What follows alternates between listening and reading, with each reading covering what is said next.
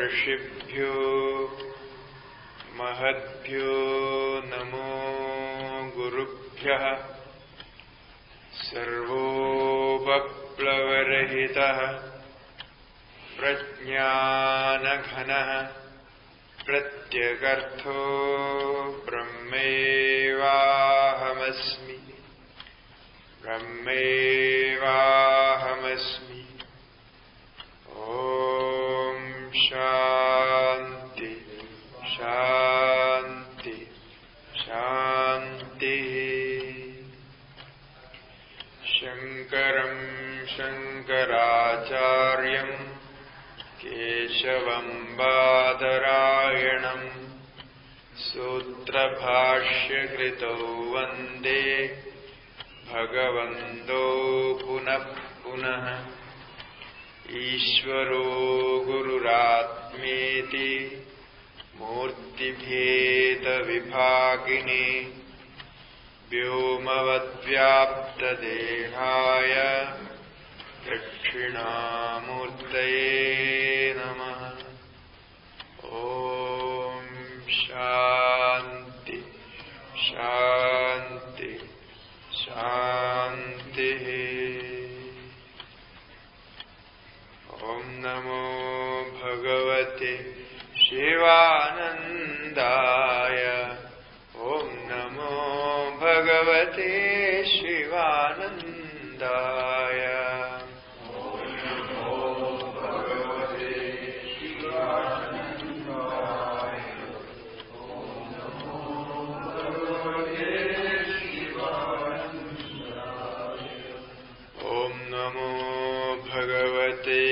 चिदानन्दाय।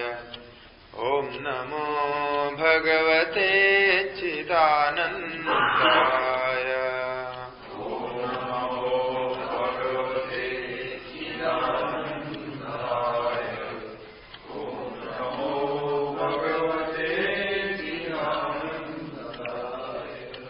ॐ नमो भगवते चैतन्यानन्दाय।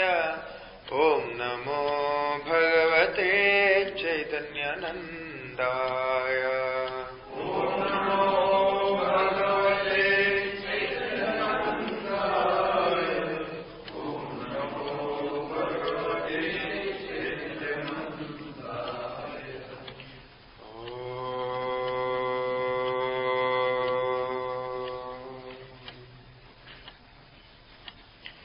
श्री सद्गुरु महाराज की जय।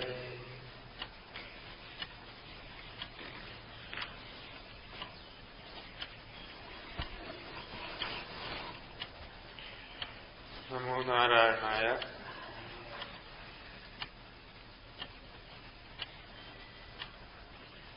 साधना पंचक में तृतीय श्लोक, जिसमें वाक्यार्थ विचार के लिए कहा गया। गुरु से तत्वमस्यादि वाक्य श्रवण करने के बाद उसका विशेष विचार करना, मनन करना वाक्यार्थ विचार कहता है। जो मुख्य अधिकारी होता है, जो साधक पूर्व में तैयारी उसकी पूरी हो गई, जिस साधक की, उसको श्रवण काल में ही ज्ञान हो जाए। जिसके जैसे जैसे कम तैयारी है, वैसे उसके आवृत्ति करनी पड़ेगी। श्रवण की भी आवृत्ति जरूरत पड़ेगी और मनन की भी आवृत्ति जरूरत पड़ेगी। आवृत्ति रसकृत उपदेशात्, ये सूत्र आया ब्रह्म सूत्र में, चतुर्थाध्याय का प्रथम सूत्र है कि कल हम तत्वमसि वाक्य श्वेतकेतु के दृष्टांत के द्वारा समझे कि तत्वमसी का कैसा उन्होंने अर्थ समझा। गुरुजी उपदेश दिए थे, उस पर एक एक बार उन्होंने मनन किया। मनन करते समय उनकी जो शंकाएं हो गई उसको गुरुजी निराकरण करते रहे, मनुष्य का समाधान करते रहे, तो अंतिम में उसको ज्ञान हो। ऐसे आरुणी और श्वेतकेतु के बीच में 9 बार की आवृत्ति हुई तत्वमसी वाक्य की। ऐतदात्म्यमिदगुं सर्वं तत्सत्यं सात्मा तत्वमसि श्वेतकेतो भूय एव भगवान मां विज्ञापयतु इति। ऐसे 9 बार उपदेश दिया तो अंत में वो ज्ञान प्राप्त किया। इसकी आवृत्ति सुनाई पड़ रही। देखिए, श्वेतकेतु जैसे ऋषि कुमार और आरुणी जैसे गुरु दोनों ही श्रेष्ठ है, ऋषि है दोनों, तो भी उनको 9 बार सुनाना पड़ा। वो 9 बार अलग अलग समय में, काल के अंतराल भी है वहां, ऐसे सुनाया तभी उनको ज्ञान हुआ। इससे तो ये स्पष्ट है कि यदि हमको 9 बार में, 10 बार में, 20 बार में, 25 बार में भी नहीं होता है, उसमें कोई आश्चर्य नहीं, क्योंकि हमारी पूर्व तैयारी बहुत कम है। इसलिए वाक्य का अर्थ समझ में नहीं आता, वाक्य का तात्पर्य समझ में नहीं आता। ये वाक्यार्थ का मतलब है वाक्य का तात्पर्य। तत्वमसी से वही आत्मा है, वही आत्मा तुम हो, ऐसा कहा। हम ब्रह्मास्मि, मैं ही ब्रह्म हूं, ये कहता है। तो सुनते वक्त कोई कहेगा मैं ही ब्रह्म हूं, मैं ही भगवान हूं, ऐसा कहेगा तो अनेक किस्म किस्म के प्रश्न पूछेंगे। आप भगवान कैसे हो? आप भगवान कैसे हो सकता है? हम भगवान कैसे हैं? क्योंकि हमारे अंदर कोई शक्ति नहीं, भगवान की शक्ति कोई नहीं। तो वहां कौन से भगवान को आप मान रहे हैं? किसको आप अपना स्वरूप मान रहे हैं? और भगवान में आप में एकत्व कहाँ है, भेद कहाँ है? ये सब बहुत सारे विरोध खड़े हो जाते, प्रश्न खड़े हो जाते। क्योंकि जब हम अपने को, कोई अपने को डॉक्टर कहता है तो उसके अंदर डॉक्टर के गुण होना चाहिए, जानकारी होनी चाहिए। उसके बिना उसको हम डॉक्टर स्वीकार नहीं कर सकते, वो कह नहीं सकता। इसी प्रकार जिसको ब्रह्म कहता है, मैं स्वयं ब्रह्म हूं, ऐसा कहता है, तो उसके अंदर ब्रह्म का गुण होना चाहिए, उसका स्वभाव होना चाहिए, नहीं तो वो ब्रह्म कैसा है? तो स्वाभाविक है प्रश्न उपस्थित होगा कि ये कैसे कह रहा है अपने को ब्रह्म है? ऐसे कुछ आता वाता तो है ही, ब्रह्म का कुछ नहीं उसके। स्पष्ट विरोध है, तो बिल्कुल कहने के लिए है ऐसा कहा। इसलिए कई दार्शनिकों ने, कई कर्मकांड के विद्वानों ने, कई लोगों ने ये वेदांत को ऐसे कहा, ये सब स्तुति के लिए, कहने के लिए है, इसमें होता कुछ नहीं। जब ऐसे विद्वान भी ऐसे कहते हैं, विचारशील भी ऐसे कई लोगों ने ऐसे निश्चय किया, तो हमको ऐसा संशय होता है, इसमें कोई आश्चर्य नहीं होता। जो भी चीजें नई सीखी जाती है तो उस पर संशय होता है, इसके क्रिया प्रक्रिया सीखी। तो श्वेतकेतु पहले कुछ अध्ययन करके आया, 12 साल गुरुकुल में रह के अध्ययन करके आया, तब भी उनको वो ज्ञान नहीं था। इसलिए गुरुजी को फिर उपदेश देना पड़ा। वो भी कई बार उपदेश दिया तब प्राप्त। भृगु को भी ऐसे कई बार उपदेश दिया, कई साल लग गए। तो ये सब क्या दिखाता है? इसके बीच में कुछ साधन की आवश्यकता है, साधन के बिना यह प्राप्त नहीं होगा। इसको जानने के तरीका सीखनी चाहिए, तब प्राप्त होगा, ये समझाता है। इसको हम ऐसे वाक्यों का जो अर्थ करते हैं, वेदांत में। तो हमारे परंपरा में ये माना गया है, ये सब लक्षणावृत्ति से ज्ञान होता है। इसका शब्दार्थ का जो ज्ञान है वो लेते समय लक्षणा से लेना चाहिए। ये और एक प्रक्रिया है वेदांत की। शब्द कहेंगे कुछ और उसका अर्थ आपको कुछ समझ में आएगा, ऐसे आपके बुद्धि को तैयार करेंगे। व्यवहार में भी कई बार ऐसा होता है, हम शब्द प्रयोग करते हैं कुछ और उसका अर्थ समझते हैं और कुछ। ऐसे शब्दार्थ के भेद को लाक्षणिक कहते, लक्षणावृत्ति से कहते। जैसा किसी रिक्शा को बुलाते हैं, रिक्शा इधर आओ, रिक्शा इधर आओ, ऐसा बुलाते हैं। प्रयोग, शब्द प्रयोग करता है, रिक्शा इधर आओ ऐसा प्रयोग करता है। किंतु रिक्शा तो अपने आप नहीं आ सकता है, ना रिक्शा आपके शब्द सुन सकता है। किसको आप बुला रहे हैं? रिक्शा में बैठा हुआ ड्राइवर को, चालक को बुला रहे हैं, क्योंकि चालक ही आपका शब्द सुन सकता है। और रिक्शा इधर आओ बोलेंगे तो रिक्शा में बैठा हुआ चालक रिक्शा लेकर के आ जाता है। तो आपने रिक्शा शब्द का प्रयोग किया, लेकिन वो सुनाया चालक को और चालक ने समझा कि मुझे ही बुला रहा है। आपने चालक का नाम तो नहीं बुलाया, रिक्शा को बुलाया। रिक्शा तो गाड़ी होती, चालक तो रिक्शा नहीं होता। कैसे समझा कि मुझे बुला रहा है? ऐसा कैसे समझा? शब्द तो रिक्शा का प्रयोग किया था। ऐसा भी व्यवहार में कई बार होता है। प्रयोग हम शब्द और कुछ करते हैं, उसका अर्थ और कुछ लिया जाता है। ऐसे प्रयोगों में क्या है कि आप रिक्शा वाले सहित रिक्शा को बुला भी सकते हैं, इसमें कोई आपत्ति नहीं है। मतलब इसमें कोई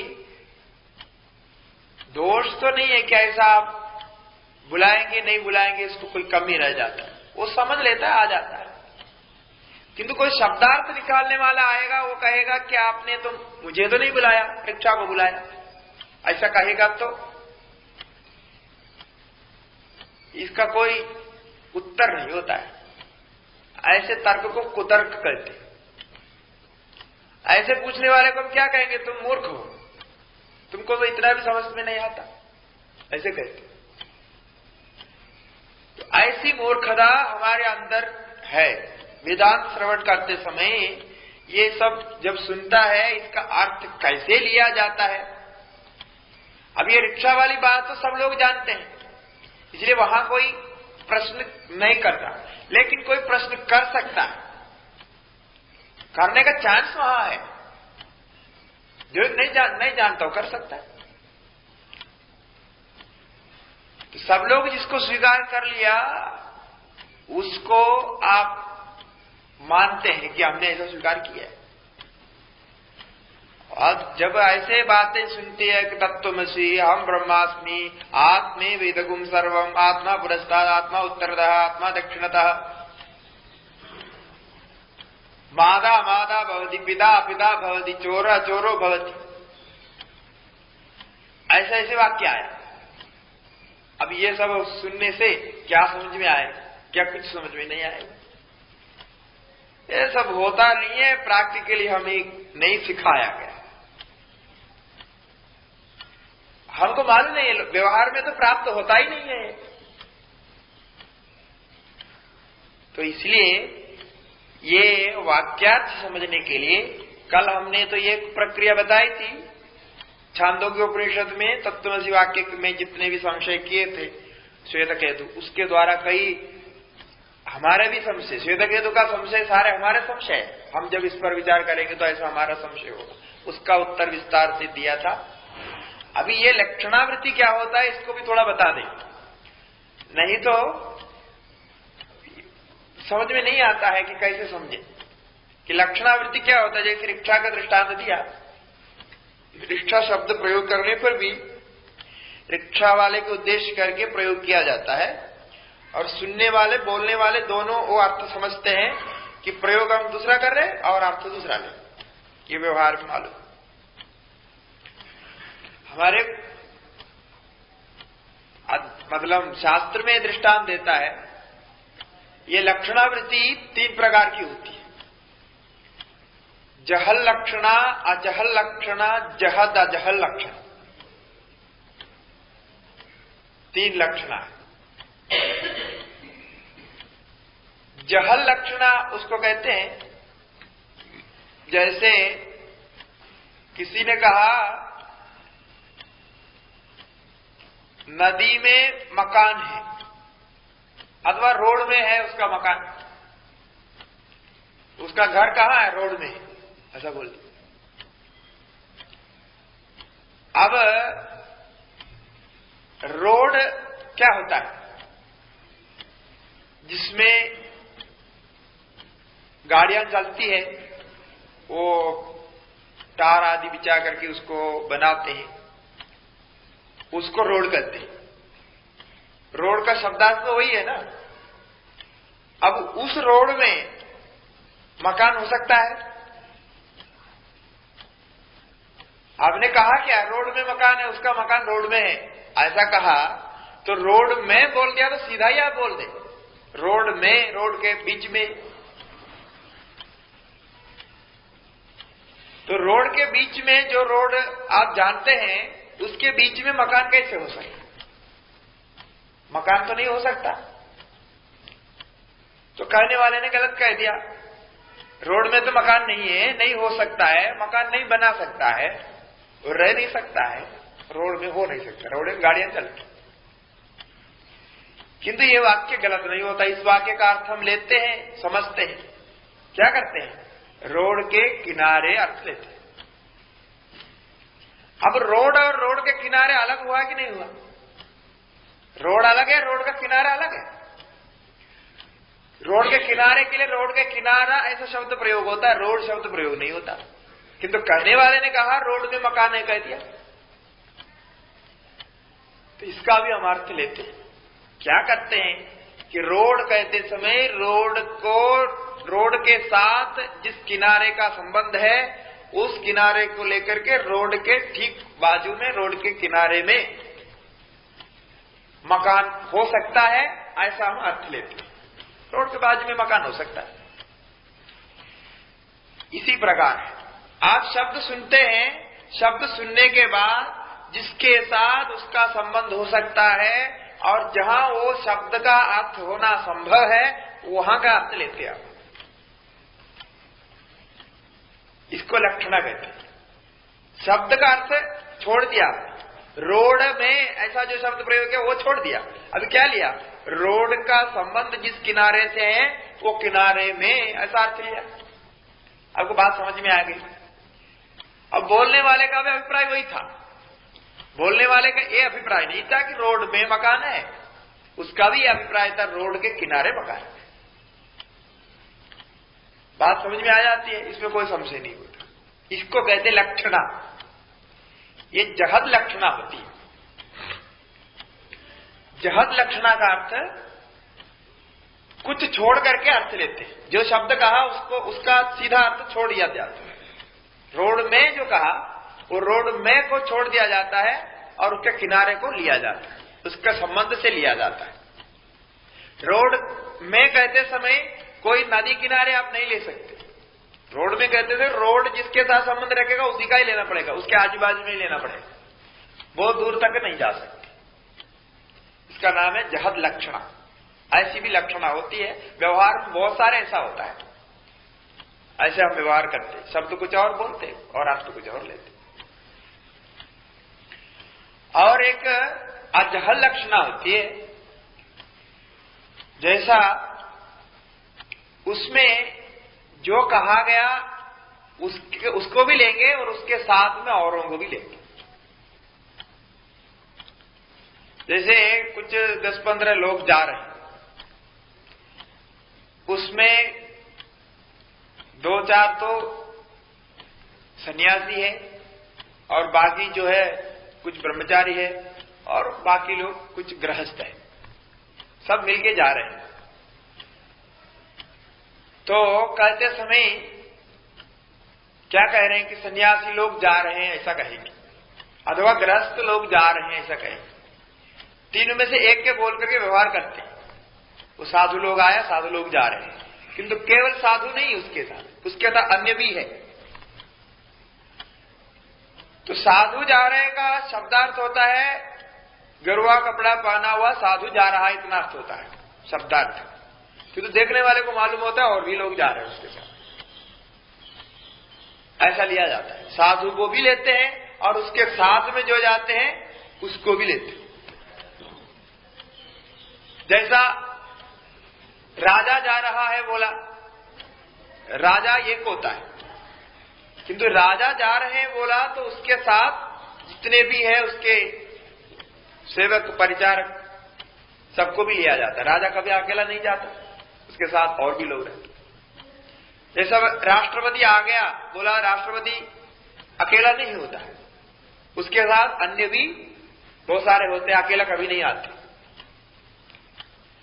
इस प्रकार का जो अर्थ होता है, एक को लेते समय उसको भी लेना और उसके साथ रहने वाले को भी लिया जाता है, उसको कहते हैं अजहद लक्षण। तीसरा होता है जहद अजहद लोग दोनों मिला के। जैसे कल एक आदमी से आप परिचय किया, कुछ दिन पहले एक आदमी से आपका परिचय हो गया, उसी आदमी को बाद में आप देखता है, कई आश्रमों में कई देखा, तो तुरंत याद करके बोलता है कि वही यह है, वही यह है, वही आदमी यह आदमी है, वही यह चीज है। तो वह कहते समय क्या अर्थ होता है? वह माने वह जो आप कुछ दिन पहले जिसका दर्शन किया, वो जिस स्थान में जिस रूप में उसका दर्शन हुआ था वही आपके मन में है, वो व्यक्ति, वो कहते समय वह है। अभी जो है देश काल स्थिति बदल गई है, वो सामने है, इसको सामने वाले को कहते हैं यह। वह स्थान में देश काल अलग था और यह स्थान में देश काल अलग है, व्यक्ति एक है, किंतु वह का जो शब्दार्थ होता है दूर जो पहले हो गया हो, और यह का अर्थ होता है अभी। अब वह का जो वाच्यार्थ है वो अलग होना चाहिए, यह का वाच्यार्थ अलग होना चाहिए, दोनों एक नहीं हो सकता। वह यह वह ऐसा नहीं हो सकता। फिर आप बोलते वह यह है ऐसा बोलते, इसमें क्या करते?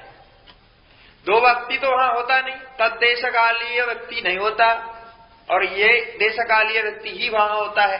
तो तद्देशकाल के साथ संबंध करके आप कह रहे हैं, तो दो व्यक्ति नहीं होता है, व्यक्ति वहां एक है, एक व्यक्ति को पहचानता है और दो व्यक्ति का शब्द प्रयोग करता है, वह यह ऐसा दो प्रयोग करता है। तो इसलिए शब्द दो प्रयोग करने पर भी व्यक्ति एक प्राप्त होता है, तो एक भाग को छोड़ा जाता है, वह अंश को छोड़ा जाता है और यह अंश को लिया जाता है। उसका अर्थ निकलता है यही आदमी दिखाई पड़ेगा वहां, वह आदमी दिखाई नहीं पड़ेगा। क्या किया? उसको छोड़ दिया, उसको इसमें मिला दिया। छोड़ दिया मतलब वही यह है करके मिला दिया, ये व्यक्ति का विशेषण वो व्यक्ति को बना दिया, वह यह है। इसको जहद अजहद कहते हैं। कुछ अंश छोड़ा जाता है और कुछ अंश को रखा जाता है, फिर उसका ज्ञान होता है। हमारे यहां ये तत्वमसि आदि वाक्य में ऐसा ही होता है। ये जहद अजहद में जिसको भागत त्याग लक्षण भी कहते हैं, ऐसा लिया जाता है। वही मैं हूं अथवा वही तुम हो, वही आत्मा मैं हूं ऐसा कहते समय वह आत्मा यह आत्मा दो आत्मा नहीं होती। वही तू हो कहते समय भी वह और तू दो नहीं होता, एक ही होता है। हम जब सुन के विचार करते समय दोनों का अलग अलग रख करके विचार करते हैं कि मैं अलग वो अलग, मैं वो कैसा होगा, कभी नहीं हो। मैं वह ऐसा अलग रहता हुआ कभी भी एक हो नहीं सकता। इसका एक को आपको छोड़ना ही पड़ेगा।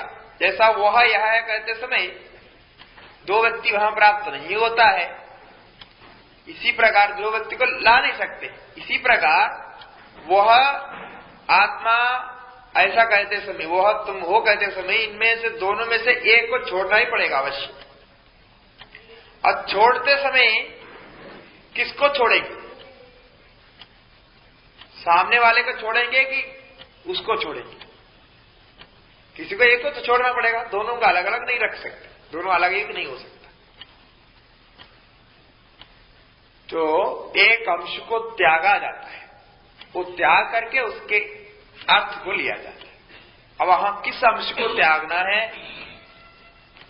तो कहते हैं कि दोनों का वाच्यार्थ त्यागना है, दोनों का शब्दार्थ को त्यागना है।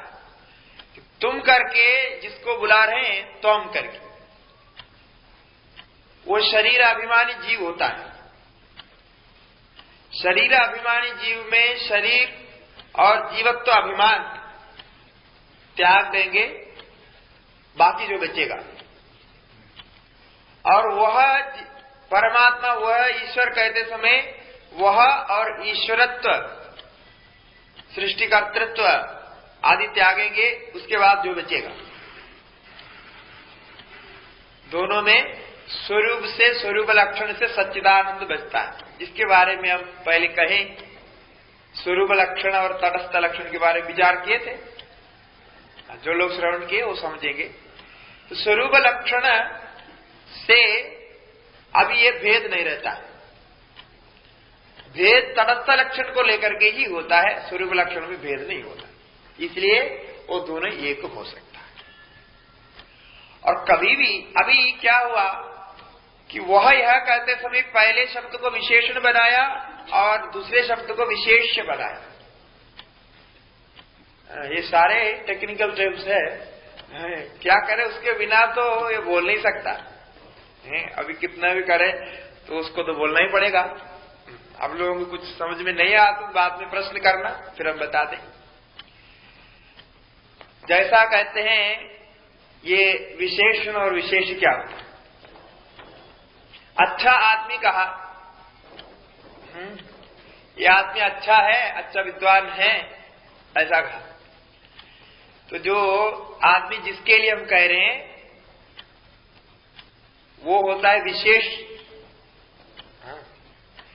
और उसका हमने जो अच्छा और विद्वान करके जो लगाया, उसके क्वालिटी कहा, गुण कहा, वो विशेष है। जैसा दाशरथि ही राम, अयोध्यापति ही राम, राम अनेक है, बलराम, परशुराम, फिर अयोध्या राम, ऐसे अनेक राम है। और भी आजकल तो बहुत और राम है, राम की कमी नहीं, बहुत राम है। अभी राम के बारे में हम चर्चा कर रहे हैं, अब पता नहीं लग रहा है कौन से राम के बारे में बोल रहा है, कि अयोध्या राम के बारे में बोल रहे हैं कि पशुपति राम यानी परशुराम के बारे में बोल रहे हैं अथवा बलराम के बारे में बोल रहे हैं। तो वहां आपको एक एडजेक्टिव विशेषण लगाना पड़ेगा कि अयोध्यापति ही सीतापति ही राम, ऐसे कहना पड़ेगा। ये अयोध्यापति ही सीतापति दोनों जो कहा वो राम जी के लिए कहा, राम का विशेषण हो गया, राम विशेष हो गया। इस प्रकार से विशेषण विशेष संबंध होते। ये सब स्कूल में जब आप ग्रामर सीखे होंगे तो वहां सिखाते हैं। कभी कभी ये सब केवल स्कूल में नहीं है, बाद में भी काम आता है। ज्ञान होने तक, मुक्ति होने तक व्याकरण सीखना पड़ता है। फिर कई लोग बोलते कि हम घर छोड़ के आया भजन करने के लिए, ये स्वामी जी ये लोग यहाँ आने के बाद बोलता है व्याकरण सीखो। अब व्याकरण नहीं सीखने के लिए वहां से भाग के आया, सब कुछ छोड़ के आया और फिर व्याकरण सीखना पड़ेगा। तो क्या करे, ये शब्द का ज्ञान होना है तो शब्द का ज्ञान शास्त्र व्याकरण ही है। उसके बिना शब्द का सही ज्ञान नहीं हो सकता है। उससे बहुत फायदा है। स्कूल में व्याकरण सिखाते समय जो टीचर ग्रामर सिखाने वाला होता है उसको देखते ही बच्चे जो है नाराज हो जाते हैं, उनको मूड आउट हो जाता है, ये अभी क्या क्या बताएगा कुछ समझ में नहीं आता। फिर भी उसको रट करके कैसे याद करके लिखते हैं, परेशान हो जाते हैं। हम लोग सब ऐसे ही थे। बाद में छोड़ दिया, तो छोड़ के जब तपस्या के लिए आया तो देखा वहां से और बहुत बड़ा व्याकरण बैठा हुआ है। उस व्याकरण से भाग के इधर आया तो यहाँ और बड़ा व्याकरण। तो गुरुजी कहा कि देखो तुमको सीखना है, तपस्या करना है तो व्याकरण सीखे बिना नहीं होगा। तो सीखना ही पड़ा, फिर सीखा। ऐसा होता है। इसीलिए व्याकरण की महिमा तब पता लगी कि ये वो व्याकरण नहीं, ये अलग व्याकरण है, इससे बहुत फायदा है। व्याकरण जिंदगी में कोई भी व्याकरण एक बार आप सीख लेंगे ना, कोई भी भाषा की, बहुत फायदा होता है। तब स्कूल में पढ़ते समय हमको भी मालूम नहीं था इतना फायदा व्याकरण से होता है, किंतु बाद में मालूम पड़ा कि जिंदगी में एक व्याकरण तो सीखना ही चाहिए। तो यह व्याकरण की बात है कि विशेषण और विशेष्य होता है। तो ये अभी यहां जो जिसको तू करके बताया, जिसको मैं करके स्वीकार करते हैं, जो किसी को तू बोलते समय वो क्या सोचता है, मैं, मेरे को बोल रहा है, ऐसे बोलता है। तो तू करके बोलने से मैं करके स्वीकार करते हैं, मानते हैं। तो ये मैं जो आप कह रहे हैं, जिसको आप समझ रहे हैं, इसमें एक विशेषण जोड़ा जा रहा है। इसको कुछ विशिष्ट बनाना है, इसके लिए वहां तत् का प्रयोग किया। तत् मानो वह तुम हो, तुम जिसको अपने को तुम जो मानते हो, उस तुम में एक विशेषण की कमी है, वो है तत्। तत् को जोड़ के मानो। अभी तो तुम अपने को मनुष्य मानते हो, मैं मनुष्य हूं कहता है तो मैं में मनुष्यत्व विशेषण लगाया, ब्राह्मण हूं कहता है तो ब्राह्मणत्व विशेषण लगाया, पुरुष हूं कहता है पुरुषत्व विशेष लगाया, स्त्री हूं कहती है तो स्त्रीत्व विशेष लगाया। ये सब विशेषण है। किसके लिए? वो मैं के लिए। इस प्रकार शास्त्र कहता है इतना विशेषण लगाया, अब एक विशेषण और लगाओ, तत् का विशेषण लगाओ, और तत् के साथ तुमको अभी समझो, मैं मने वही है ऐसा समझो, वो आत्मा ही है ऐसा समझो। अब इसको समझने जाने से बहुत विरोध आता है। उन विरोधों की बारे में कल हमने बताया, कई प्रश्न उठाए, उसको उत्तर भी दिए। तो इसलिए शब्दार्थ लेते समय जो कह रहे हैं वही अर्थ में लक्षणावृत्ति से जहां लेना पड़ता वहां लक्षणावृत्ति से ही लेना पड़ता। और विशेषण जब भी कहते हैं, अभी जो विशेषण जिसके बारे में हम बोल रहे हैं, ये विशेषण संभव व्यभिचाराभ्याम विशेषणम अर्थवत, जिसमें विशेषण हो सकता है उसमें ही विशेषण लगाएंगे, जिसमें विशेषण नहीं हो सकता है, जिसकी विशेषण की कोई आवश्यकता नहीं है, उसमें विशेषण नहीं लगाएंगे। ऐसे विशेषण लगाए तो उसको व्यर्थ मानते। जैसे किसी ने कहा आग जो है गर्म होता है, उष्ण अग्नि, आग जो है गर्म होता है, आग को विशेषण लगाया गर्म, इसकी कोई जरूरत है क्या? है? आग तो गर्म ही होता है, इसको विशेषण लगाने की जरूरत नहीं है। राम को हमने अयोध्यापति इसलिए विशेषण बनाया क्योंकि अनेक राम है। राम शब्द का अर्थ अनेक व्यक्ति में जा सकता है। हम अनेक व्यक्ति के बारे में नहीं कह रहे, कोई एक विशेष राम के बारे में हम कथा कर रहे हैं, इसीलिए अयोध्यापति राम, सीतापति राम कहना पड़ा। यदि राम एक ही होते तो उसको कोई विशेष की जरूरत नहीं, विशेषण की जरूरत नहीं। ठीक है, जैसे अग्नि कभी ठंडी नहीं होती, ठंडी अग्नि को किसी ने जाना नहीं, देखा। अग्नि जब भी होती है, अग्नि होती उष्ण ही है, गर्मी होती है। इसलिए गर्म अग्नि, गर्म आग ऐसा कहने की जरूरत नहीं। गर्म आग जलाओ ऐसा कभी वाक्य प्रयोग होता नहीं, क्योंकि इसमें व्यभिचार नहीं होता, ये कभी अन्यथा नहीं होता। है ना। तो लाइट, जैसा लाइट जलाओ बोल दिया, लाइट जलाओ का अर्थ क्या होता है? प्रकाश चाहिए, प्रकाश की जरूरत है, प्रकाश लाओ, क्या अर्थ होता है। तो उससे अलग होता ही नहीं।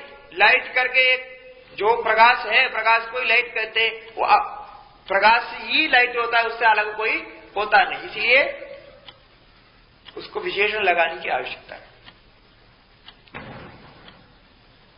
इस प्रकार जिसमें व्यभिचार हो नहीं सकता है उसमें विशेषण की आवश्यकता नहीं होती है, उसको विशेषण लगाना व्यर्थ मानते हैं। ये तो शास्त्र में भी व्यर्थ मानते हैं, काव्य आदि में भी व्यर्थ मानते हैं।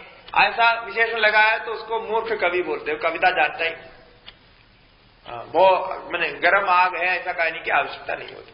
ठंडा जल है, ठंडा जल कहते हैं क्योंकि जल कभी गर्म भी होता है, गर्म करके भी रख सकते हैं, इसलिए ठंडा जल कहते हैं, अधिक ठंडा करता है। इस प्रकार वैसा संभव भी होना चाहिए।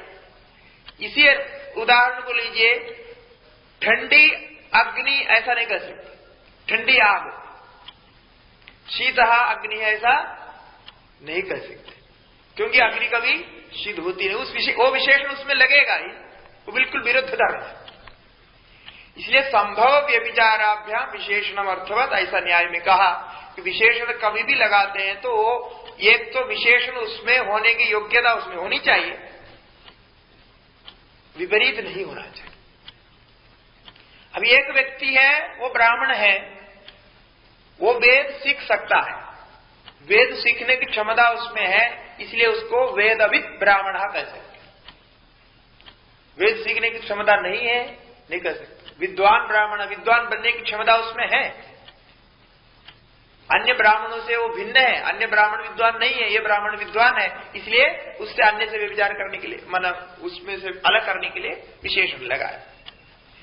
इसी प्रकार अभी हम अहम अहम करके जिसको जानते हैं,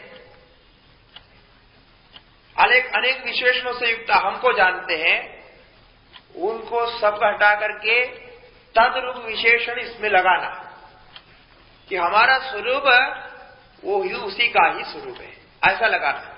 ये लगाते समय दो बात ध्यान रखना है, या संभव भी होना चाहिए और व्यभिचार भी नहीं होना चाहिए।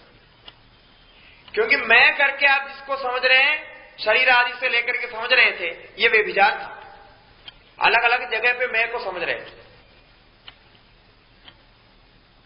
मैं स्वप्न देखा बोलते समय मन को बोल रहे, मैं जा रहा हूं, मैं खा रहा हूं, मैं सो रहा हूं, मैं बैठ रहा हूं बोलते समय शरीर को लेके बोल रहा, तो मैं का अलग अलग स्थान होगा। मैं पिता हूं, मैं माता हूं, ऐसा बोलते समय अपने कर्तव्य, अपने दायित्व आदि को लेकर के बोलता है। तो मैं, बहुत जगह मैं का प्रयोग होता है, अहम अहम करके अनेक जगह होता है।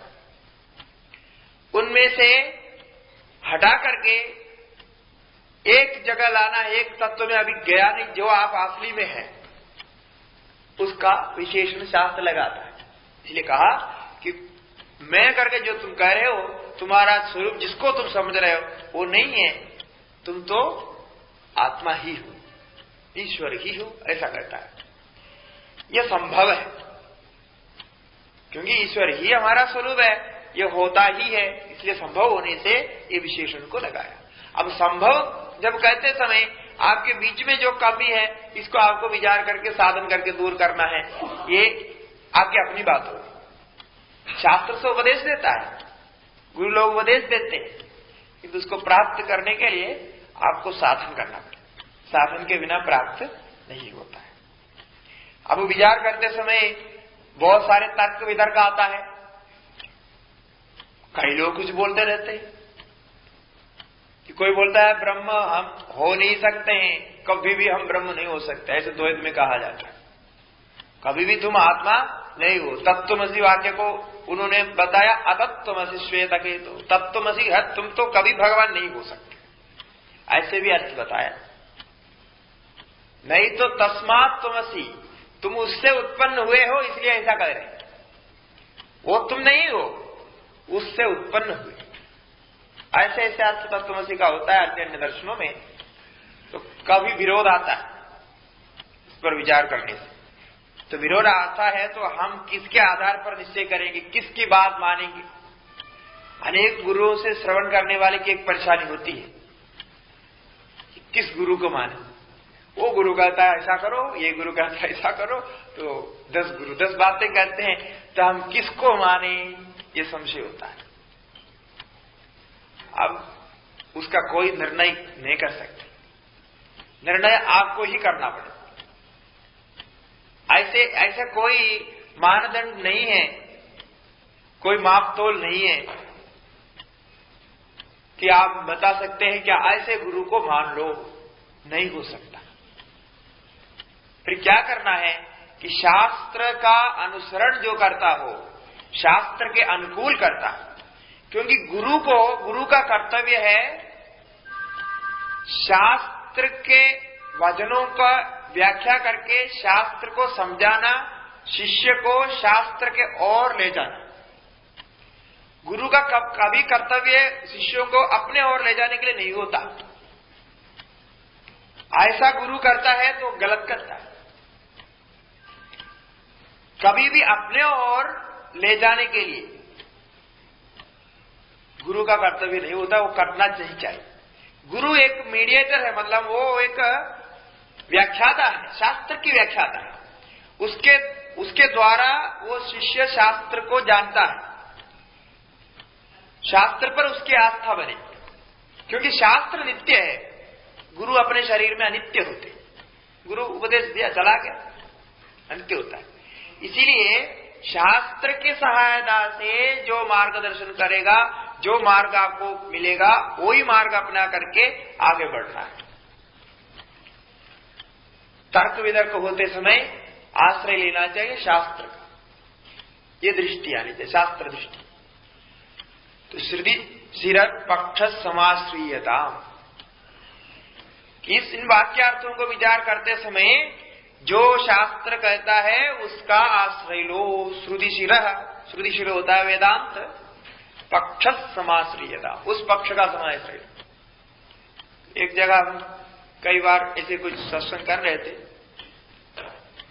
अब बीच बीच में वेदांत की स्तुति हम बोलते रहते, वेदांत को सुनो, वेदांत ही मुख्य है, ऐसा बोलते रहते।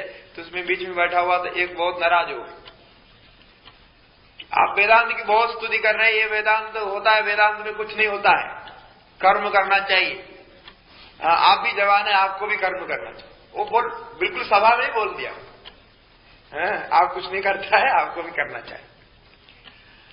हमने कहा कि ये आपने देखा ही नहीं हम क्या कर रहे हैं, जो हम कर रहे हैं ये कर्म नहीं है क्या? कर्म नहीं दिखाई नहीं पड़ रहे आपको?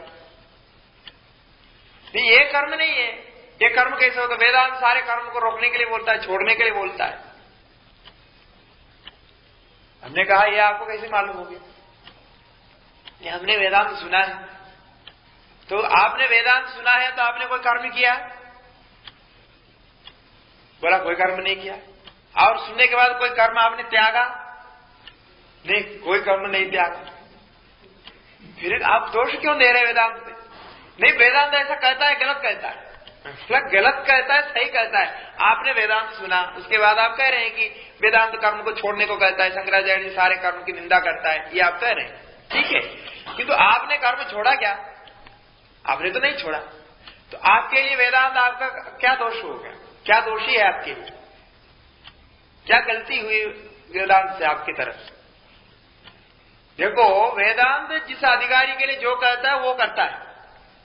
अभी हम भी वेदांत सीखे, वेदांत में ही बैठे हैं, वेदांत की व्याख्या कर रहे हैं, तो हम जो व्याख्या कर रहे हो कर्म नहीं है क्या? आपको कर्म नहीं दिखाई पड़ रहा? इसलिए आप जिस दृष्टि से समझते हो, जिसको आप कर्म कहते हो, वो कर्म यहां दिखाई नहीं पड़ रहा, लेकिन कर्म को ही आप जानते नहीं क्या कर्म होता है। वो ऐसा होता है, भ्रम बहुत होता है। लोग समझते हैं शंकराचार्य का सारे कर्मों की निंदा की, शंकराचार्य कहीं भी कर्मों की निंदा नहीं की। कर्म का जो स्थान है, कर्म से क्या प्राप्त होता है, इतने स्पष्टता से शायद कर्मकांडी भी नहीं बोले होंगे जितने शंकराचार्य ने समझा। कर्म को अपने स्थान दिया, भक्ति को अपने स्थान दिया, सबको अपने अपने स्थान है। क्योंकि वेदांत सबके ऊपर तो है, किंतु सबको त्याग कर नहीं है, सबको काट कर, अलग करके, हटाकर नहीं। कोई मकान के ऊपर चढ़ करके बोलता है कि मैं सबसे ऊपर खड़ा, नीचे कुछ नहीं, बाकी सब लोग नीचे, ऐसा कोई समझता है तो वो बना नीचे बना हुआ है इसलिए आप ऊपर चढ़ सके, नहीं बना तो चढ़ते कैसे आप ऊपर पहुंचते कैसे? इसलिए आधार तो आधार है, जो कुछ है वो वहां है, तब तक अधिकारी के लिए वो है। और वेदांत सुनने के बाद भी जो अधिकारी इसको प्राप्त कर सकता है, जिसकी बुद्धि यहां पहुंची है, वही उसको प्राप्त कर सकेगा, बाकी लोग नहीं प्राप्त कर सकेंगे। जिसको जहां है वही वो प्राप्त कर सके। ये हम कई बार अभी रिपीट करके बता के रखे आपको। जिसके जैसे बुद्धि बैठे हुए है वैसा ही उसको होता है, वैसा ही वो दिखाई पड़ता है। तत्व एक होने पर भी दृष्टि अलग अलग होती है, और दृष्टि अलग अलग होने से उसका फल भी अलग अलग होता है। चीज एक है, फल अलग अलग होता है। जैसा आप उस वस्तु को देख रहे हो वैसा ही आपको होता है। आप यदि समझेंगे मुझे भगवान बहुत कुछ दिया है, तो आपको सब कुछ दिया है। अब समझेंगे मेरे को भगवान ने कुछ नहीं दिया, अंबानी बंधुओं को बहुत कुछ दिया है, हमको कुछ नहीं दिया। ये आपकी दृष्टि है, आप किस तरफ से कंपेयर करते हैं उस तरफ आपको ज्यादा कमी दिखाई पड़ती है। एक गुरु शिष्य थे, कहीं पर्यटन करते हुए, यात्रा करते हुए वापस चातुर्मास में अपने कुटिया के ओर आ रहे थे कि पहले के ऐसे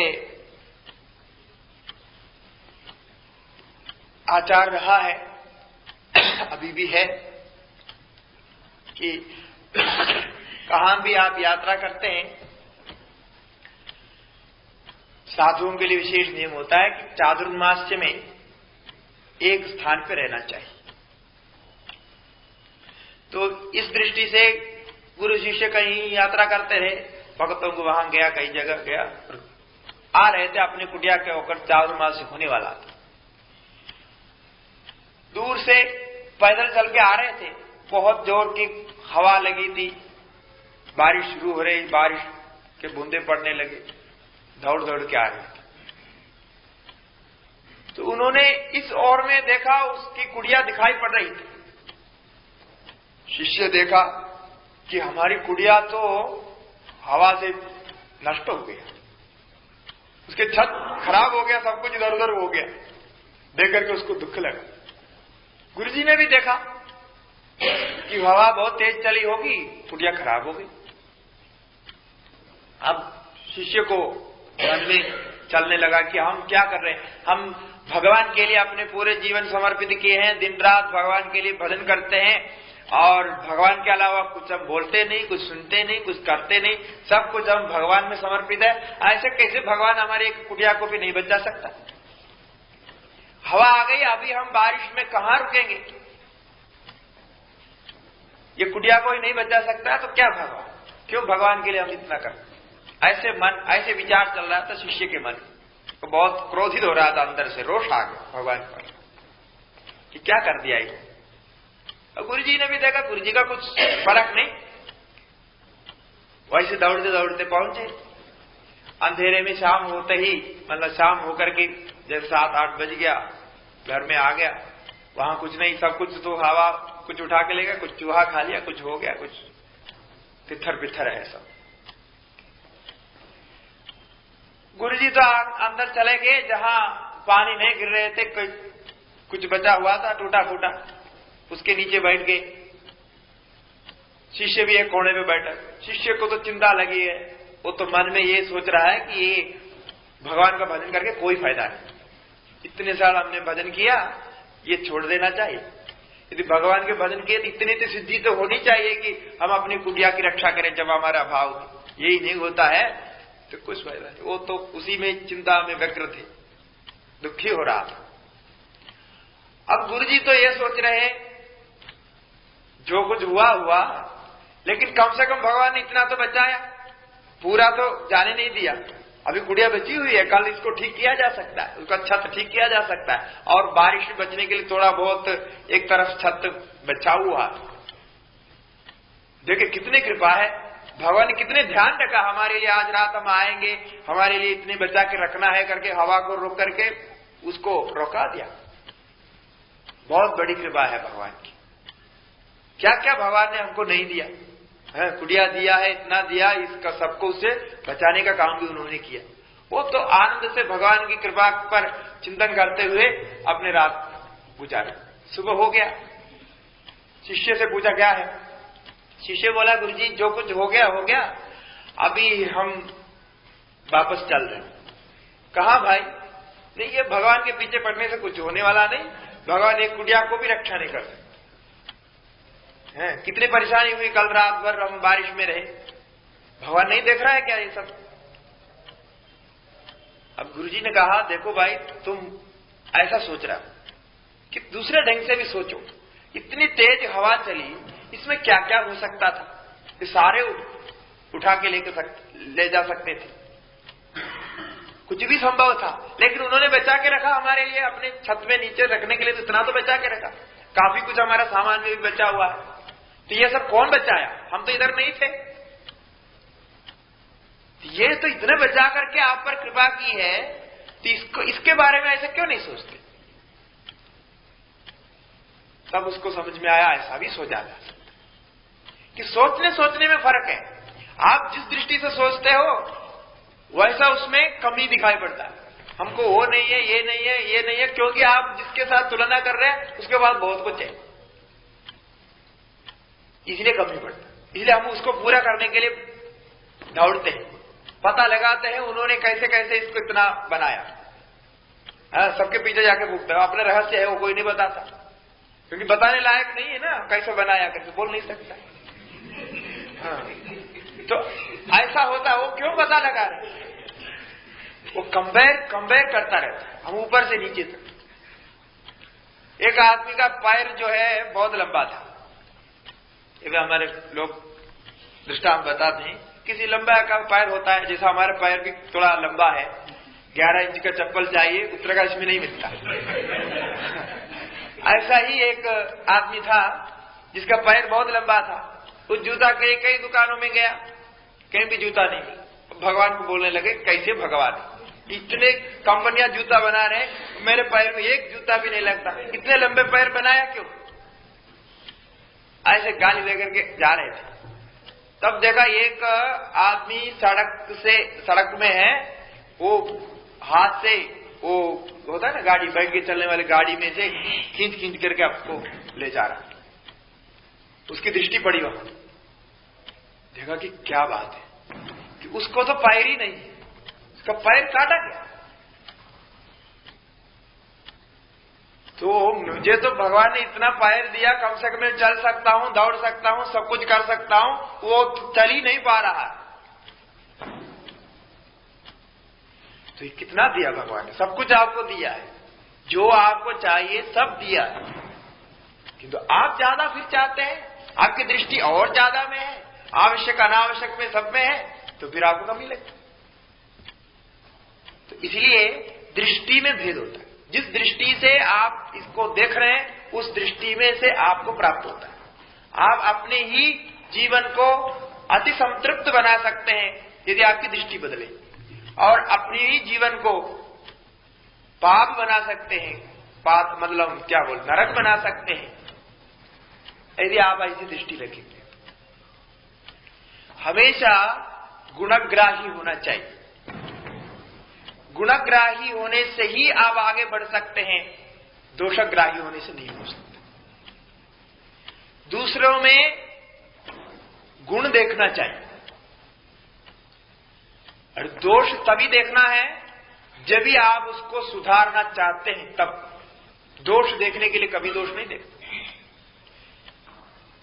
पर गुण परमाणून पर्वतीकृत्य नित्यम निज हृदि विघसंत संत संदिग्धियंत। एक कवि ने लिखा, बहुत सुंदर लिखा, कि साधक को क्या चाहिए कि पर गुण परमाणु, दूसरे के पास यदि छोटा तोड़ा भी गुण है उस गुण को पहचानना है, क्योंकि भगवान ने ऐसा कोई वस्तु नहीं बनाई जिसमें कोई गुण नहीं है। ऐसे वस्तु का नहीं बना। सब में कुछ न कुछ गुण है। तो परगुण को देखो, उसके अंदर क्या क्या गुण है, दूसरे की तुलना में इसमें अंदर क्या गुण है, वो गुण को पहचानो और उसको अपनाने के प्रयास करो। परगुण परमाणु पर्वतीकृत्य, उसको सबसे बड़ा मानो, इसका ये बहुत बड़ा गुण है, ये अन्य में ये गुण नहीं। और पर्वतीकृत्य नित्यम निज हृदय विकासंता, अपने अंदर उसी का, उस गुण का विकास करने का प्रयास करते। तब आप देखना कि आपकी दृष्टि जैसे ये गुण ग्राही हो जाती है तो आपको बहुत शांति मिलती है, सब प्रॉब्लम्स वहीं सोल्व होते हैं। क्योंकि जो आप नहीं कर सकते हैं वो नहीं कर सकते, जो आप कर सकते हैं वो कर सकते हैं, ये आप कर सकते हैं। इस प्रकार अपने दृष्टि को बदलना ये बिल्कुल आपके वश में है, क्योंकि आपने दृष्टि बनाई है। जो कुछ आप देख रहा है गलत सलत, जो कुछ आपको प्रॉब्लम्स दिखाई पड़ रहा है, बहुत आपकी दृष्टि के कारण। दूसरों का गुण देखना, और अपने अंदर होगा तो अपना गुण और दोष दोनों देखना, और हो सके तो ज्यादा दोष ही देखना चाहिए। अपने अंदर क्या क्या दोष है इसका पता लगाते हैं। और कोई दूसरा गाली देकर के आपके दोष के बारे में कहता है तुम बड़ा मूर्ख है, तुम तो ऐसा आदमी है, वैसा आदमी कहता है, तो उसको धन्यवाद देना चाहिए, क्योंकि उसने इतना दोष तो हमारा निकाल के बताया। ऐसे ऐसे संतों के लिए ऐसे व्यवहार बताए गए हैं, और संत लोग ऐसे व्यवहार करते हैं, इसलिए उनको सब कुछ सरल लगता है। क्योंकि दृष्टि बदलने के बाद तो कोई काम मुश्किल नहीं रहता, सबके लिए रास्ता निकलाता है। हमेशा घर में पति पत्नी में झगड़ा होते हैं। हमने कई झगड़ों में बीच में फंसा, फिर कुछ समझौता करने का प्रयास किया, अभी भी एक समझौता करके आ रहे हैं। कई जगह होता है, आजकल तो ज्यादा ही हो रहा है। उसमें क्या होता है, हमेशा पति पत्नी जो होते हैं, पत्नी पति के दोष ढूंढेगा और आपस में दोष ही बोलेगा, कभी गुण नहीं बोलता है। हम सुनते रहते, सारे दोष बोलेंगे 2 दिन तक, बोलते रहेंगे इसका ऐसा है, ये ऐसा करता है, ये करता है, वो करता है, बोलते रहेंगे। आपको एक शब्द भी ऐसा नहीं मिलेगा इसका ये गुण है, ऐसे ऐसे गुण है, इसलिए हमने इसका पति बनाया, इसको पत्नी बनाया, ऐसा नहीं बोले। और जिनका लव मैरिज होता है, बाकी तो चलो हमने नहीं चुना है, इसके लिए जो हो गया। जिनका लव मैरिज होता है, ऐसे लोगों में भी झगड़ा है। अभी मैं जिसको बात करके आ रहा हूं, उनका लव मैरिज हुआ, और जब वो मैरिज करने जा रहे थे तब भी मेरे पास आए, तब से परिचय है। अभी बच्चा हो गया, सब हो गया, अभी झगड़ा शुरू हो गया। सुनता रहा, मैं भी था, दूसरे एक संत भी, हमारे एक मित्र भी थे, 2 दिन तक झगड़ा सुनते रहा। अभी मतलब ऐसे कगार पर खड़ा है, इसलिए हमको वहां जाना पड़ा कि वो मतलब सेपरेट होने की स्थिति में है, ऐसी स्थिति में खड़ा है। आपको बात किया, सब सुनाते रहे, तो देखा एक भी गुण उसको वहां दिखाई नहीं पड़ा।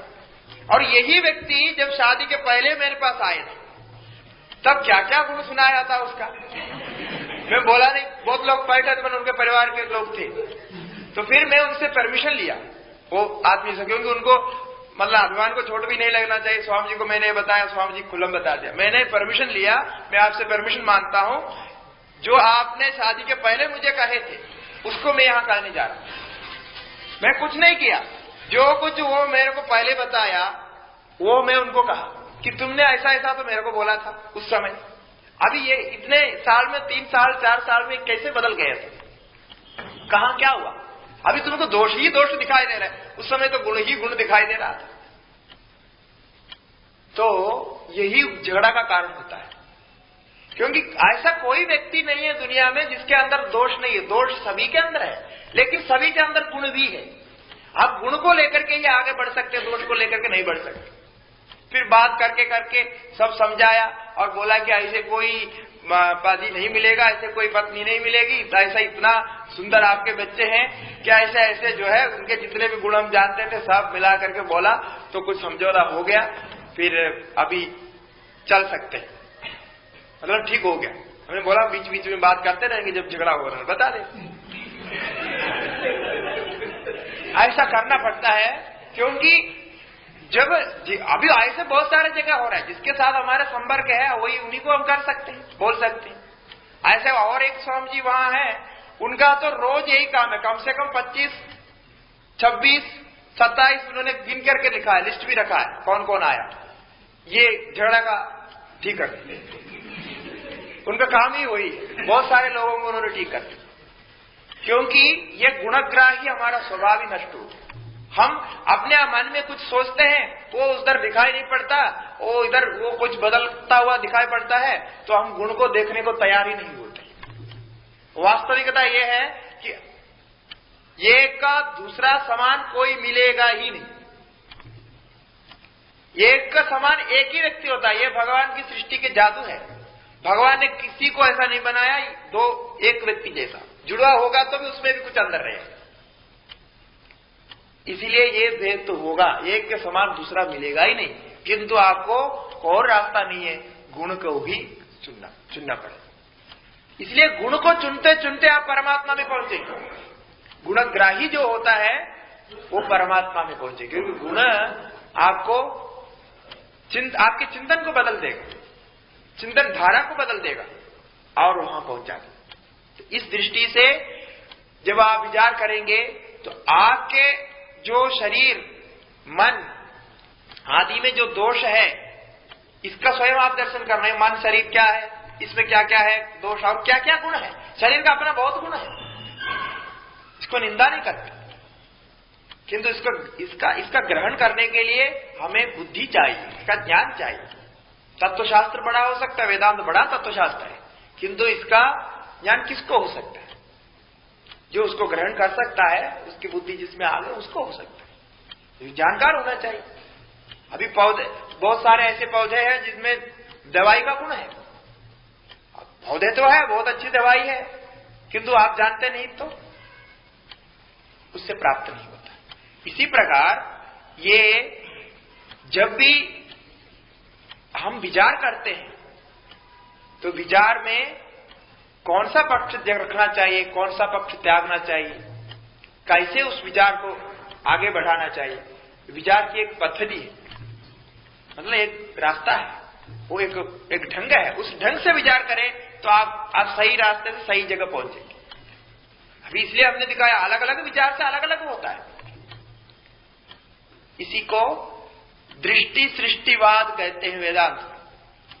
जैसे आपकी दृष्टि वैसे आपकी सृष्टि, और जैसी सृष्टि वैसे आपको फल मिलता है। जो दृष्टि वही सृष्टि है, वही फल मिलता है। इसलिए एक ही चीज को आप अलग अलग रूप से देख सकते हैं। अब ये कपड़ा है, इसको रुमाल भी बोल सकते हैं, धागा भी बोल सकते हैं, रुई भी बोल सकते हैं, केवल वस्त्र ऐसा भी बोल सकते हैं। अब जिस जैसा आप देखना चाहते हो वैसा देखो। ये रुई भी है इसमें, धागा भी है इसमें, सब कुछ है। अब जिस दृष्टि से आप बोलना चाहते बोल ऐसा। तो इसलिए ये दृष्टि को बदलने का प्रयास वेदांत करता है, चीज को नहीं बदलता है। चीज तो हो ही रहता है। वस्तु, किसी वस्तु को इधर बदलने की कोई क्रिया है ही नहीं वेदांत, और वो कर नहीं सकते, किसी वस्तु का बदल नहीं सकते। आपको मन को आप बदल सकता है, ये आपके हाथ में है। वस्तु के बदलना आपके हाथ में नहीं है। वस्तु का स्वरूप जैसा है वैसा ही रहेगा, किंतु आप अपने मन को बदल के वस्तु से प्राप्त होने वाले ज्ञान को बदल सकते हैं, उससे आपका प्रयोजन को बदल सकते हैं। ये सब मन में रहता है। इसी को कहते हैं मन से सृष्टि होती है करके वेदांत में कहते हैं। ऐसा नहीं आप सोच रहे कि सृष्टि हो जाएगी। लोग ऐसा समझते हैं कि मैंने सोच लिया सृष्टि होगी, बिल्कुल गलत है, ऐसा नहीं। इसी को कहते हैं कि आप मन से सृष्टि करते हैं।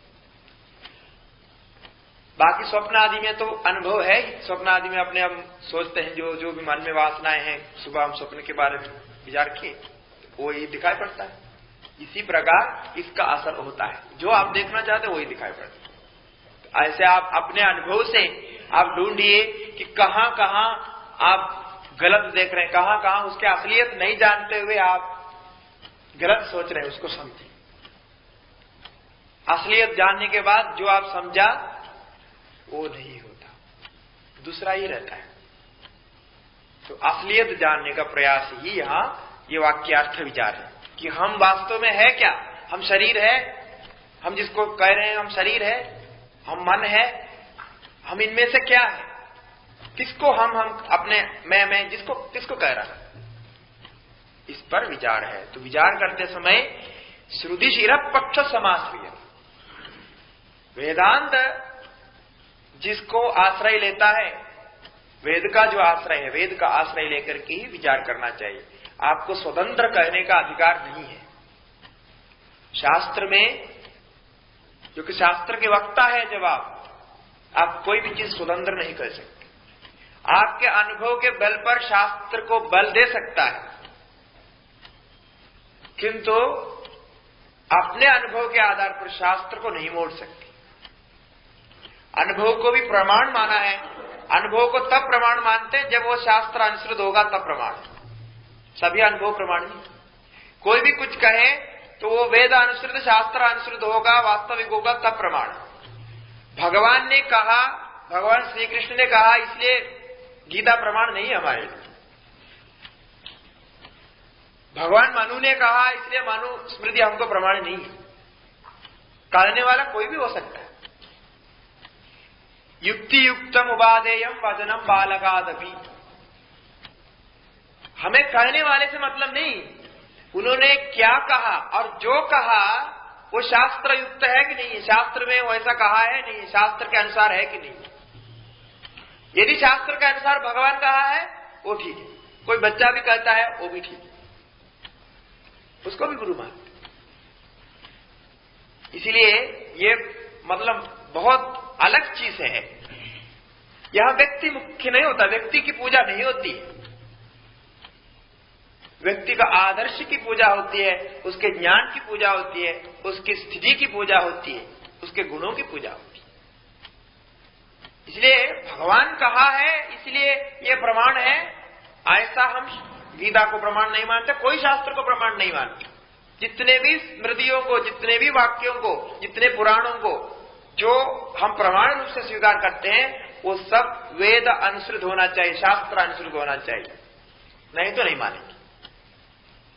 इसलिए जब तर्क वितर्क करते समय दो प्रकार का तर्क वितर्क होता है।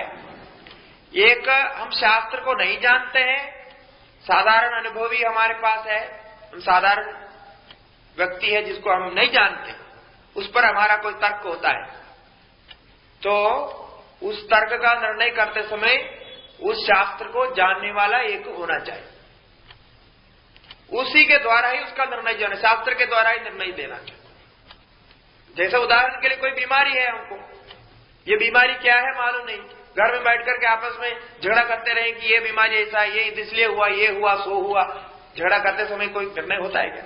इसके बारे में हम जानकार नहीं है। उसका एक ही समाधान है, जो उसके बारे में जानता है, डॉक्टर है, वैद्य है, उसके पास जाओ, वो परीक्षा करेगा, देखेगा, बीमारी क्या है मालूम करेगा, आपको दवाई, उचित दवाई देगा। इसलिए हमको तर्क करते समय बहुत सोचना चाहिए कि हम कैसे तर्क करें। तर्क करने के लिए हमें क्या करना चाहिए। लौकिक तर्कों में लौकिक उदाहरण, लौकिक युक्तियां दी जा सकती है।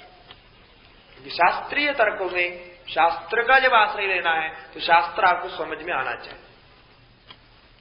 इस दृष्टि से शास्त्र को समझने के लिए ही यह सब कुछ बनाया है। जो भी हम सत्संग कर रहे हैं, जो कर रहे हैं, कि आप शास्त्र के और चले जाएं, शास्त्र को और अध्ययन करें और उसमें जो विशेषताएं हैं, जो ज्ञान है, उसको आप प्राप्त करें और तृप्त हो जाए।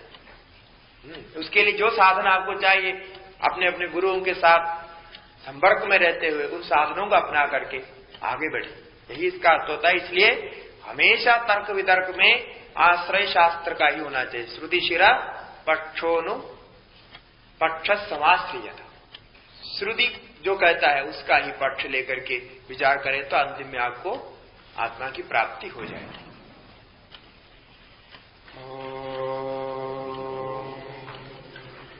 पूर्णमतः पूर्णात् पूर्णमुदच्यते पूर्णस्य पूर्णमादाय पूर्णमेवावशिष्यते।